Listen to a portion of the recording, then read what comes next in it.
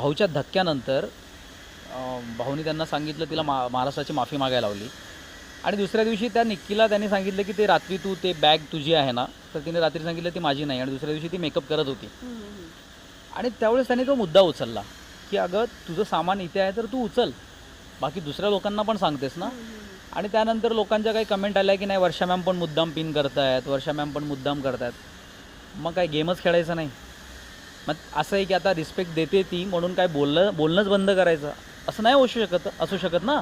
त्यांनाही त्यांचा गेम खेळायचा आहे, आणि त्या ज्या पद्धतीने ज्या डिग्निटीने त्या गेम खेळत आहेत, कमाल आहे यार. Hats off. म्हणजे त्यांच्या मातृत्वावर गेले, त्यांना रस्त्यात झोपवलं, त्यांच्या अवॉर्डवर बोलले. त्यांची लायकी पण नाही आहे. ती कोणती किल्लेकर एक कुठेतरी चॅनलला विलनचा रोल करून तू महाराष्ट्र गव्हर्नमेंटवर नावं ठेवतेस, तू त्यांच्या अवॉर्डवर बोलतेस.